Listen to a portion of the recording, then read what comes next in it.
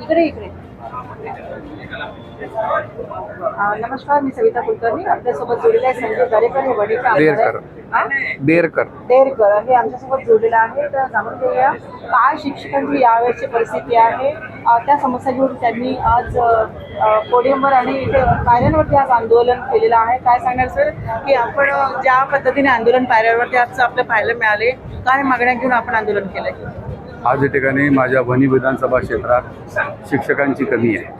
मी गेल्या मागल्या 1 वर्षापासून सातत्याने पाठपुरावा करत आहोत. शिक्षक मंत्र्याला केला, मुख्यमंत्र्यांना केला आणि आमच्या पालकमंत्र्याला सुद्धा याचा पाठपुरावा केला. गेल्या सप्टेंबरमध्ये जेव्हा विद्यार्थ्यांची गणना होते त्यावेळेस शिक्षक किती कमी आहे हे जेव्हा माहीत होते तेव्हापासून मी या शिक्षकाचा पाठपुरावा करत आहोत. अधिवेशनात औचित्याचे मुद्दे असो की प्रश्न असो, हे प्रश्न मांडले आहे. तरीसुद्धा वणी विधानसभा क्षेत्रात मला जवळपास 3 तालुके येतात. वणीमध्ये जवळपास 96 शिक्षक कमी आहे, मारेगावमध्ये 72 शिक्षक कमी आहे आणि झरी जामणी तालुका हा आदिवासी तालुका असल्यामुळे तिथं 101 शिक्षक कमी आहे. अशा परिस्थितीत विद्यार्थ्यांची परिस्थिती कशी असेल हे आपल्याला लक्षात येतं. एक गरीब घरचे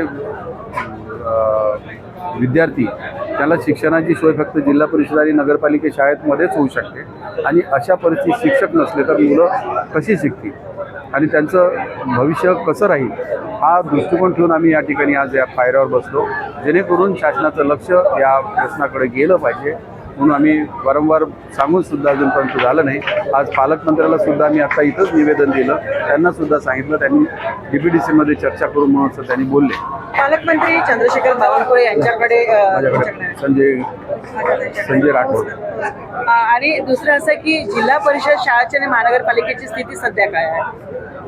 जिल्हा परिषद शाळेमध्ये जवळपास 300 शिक्षक कमी आहे वणी विधानसभा क्षेत्रात आणि नगरपालिकेमध्ये जवळपास 30 ते 40 शिक्षक कमी आहे. अशा परिस्थितीत मुलांना शिक्षण म्हणजे अशा परिस्थितीत बघितलं तर जवळपास 20 ते 30 शाळांमध्ये 0 शिक्षकीय शाळा आहे, जिथे एकही शिक्षक नाही. आणि अशा परिस्थितीत मुलं कसे शिकतील? आणि त्या शाळा तर खूप मोठ्या मोठ्या बांधून आहेत, विद्यार्थीसुद्धा आहे, पण शिक्षकच नसल्यामुळे तिथं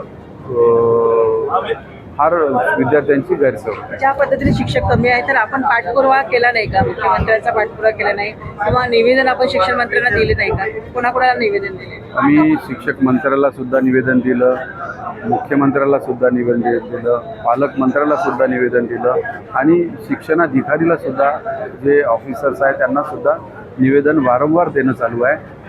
आज त्यांची मी शिक्षणाधिकाऱ्याकडून यादी काढली तर त्याच्यात जवळपास यवतमाळ जिल्ह्यात 999 शिक्षक कमी आहे आणि अशी दैनंदिन परिस्थिती शिक्षणाच्या बाबतीत होणं हे फार लाजिरवाणी बाब आहे. शिक्षण मंत्र्यांना भेटल्यानंतर काय आश्वासन आपल्याला देण्यात आलं? कारण की आता 3 दिवसावर अधिवेशन येऊन ठेवलेलं आहे संपण्याच्या आणि आपण पायऱ्यांवरती आंदोलन केलं, तर याच्यातून तुम्हाला काय आश्वासित करण्यात आलं? त्यांनी सांगत आहे की आम्ही शिक्षक भरती चालू आहे, शिक्षक भरती लवकरच होणार आहे, हे शब्द आम्ही मागल्या वर्षीपासून ऐकत आहोत, परंतु अजून त्यांची शिक्षक भरती झाली नाही आणि आम्हाला शिक्षकसुद्धा मिळाले. आम्ही त्यांना सांगितलं नाही काही तर आम्हाला कॉन्ट्रॅक्ट बेसिसवर शिक्षक द्या, जेणेकरून विद्यार्थ्यांचं नुकसान होणार.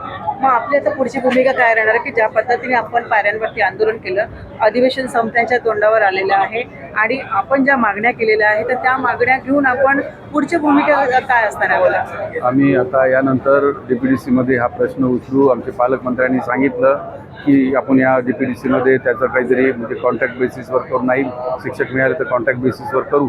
समजा त्यांनी नाही केलं तर आमच्या वणीमध्ये तीव्र असं आंदोलन या ठिकाणी शिक्षक आणि शिक्षक पाल्य आणि विद्यार्थीसुद्धा त्या आंदोलनात उतरले.